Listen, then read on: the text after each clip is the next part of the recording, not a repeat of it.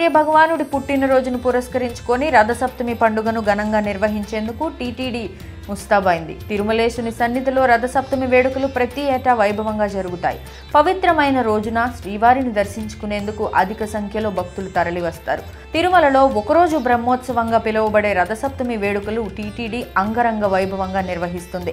4వ తేదీ తెల్లవారుజాము నుంచి రాత్రి వరకు ఈ వేడుకలు అత్యంత వైభవంగా జరుగుతాయి. రథసప్తమి రోజున శ్రీ మలయప్ప స్వామి అవతారంలో వెంకటేశ్వర స్వామి భక్తులకు దర్శనమిస్తారు. కేవలం గంటల వ్యవధిలో 7 రకాల వాహనాలపై మాడవీధుల్లో విహరిస్తూ స్వామివారు భక్తులకు దర్శనమిస్తారు. కలియుగ దైవం శ్రీ తిరుమల శ్రీవారి సన్నిధిలో ఉత్సవమైన వేడుకైన వైభవోపేతంగా జరుగుతాయి. రథసప్తమి వేడుకలను బ్రహ్మోత్సవాల స్థాయిలో టీటీడీ ప్రతి ఏటా నిర్వహిస్తుంది. రథసప్తమి పర్వదినాన వేకువజామున 5:30 నుంచి రాత్రి 10 వరకు స్వామివారు భక్తుల మధ్యనే ఉంటూ దర్శన భాగ్యం కల్పిస్తారు. సూర్యప్రభ వాహనంతో ప్రారంభమైన ఉత్సవాలు రోజంతా జరుగుతాయి.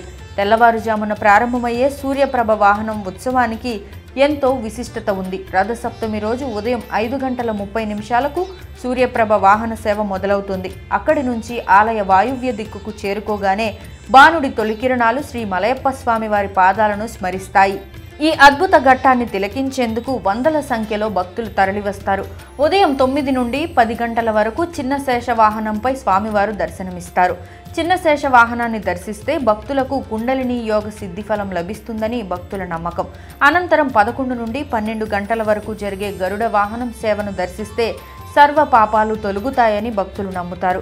మధ్యాహ్నం 1 నుండి 2 వరకు హనుమంత వాహనంపై రాముని అవతారంలో భక్తులను కనువిందు చేస్తారు. మధ్యాహ్నం 2 నుండి 3 వరకు శ్రీ వరాహస్వామి వారి ఆలయం వద్ద పుష్కరిణిలో స్వామివారికి చక్రస్నానం నిర్వహిస్తారు. ఈ సందర్భంగా పాలు, పెరుగు, నెయ్యి, తేనె, చందనంతో అర్చకులు అభిషేకం చేస్తారు. ఈ అభిషేక కైంకర్యాన్ని అందుకుని చక్రతల్వార్ ప్రసన్నుడవుతారు. సాయంత్రం 6 నుంచి 7 వరకు సర్వభూపాల వాహనంపై దర్శనమిస్తారు. చివరిగా రాత్రి 8 నుండి 9 వరకు చంద్రప్రభ వాహనంపై దర్శనమిస్తారు. రథసప్తమి వేడుకలు పురస్కరించుకొని భక్తుల రద్దీకి తగ్గట్టుగా టీటీడీ అన్ని ఏర్పాట్లను పూర్తి చేసినట్టు తెలిపింది. ఆలయాన్ని అందంగా అలంకరించి వీఐపీల నుంచి అతి సామాన్య భక్తుల వరకు అందరికీ స్వామివారి దర్శన భాగ్యం అందించేందుకు నిర్ణయించారు.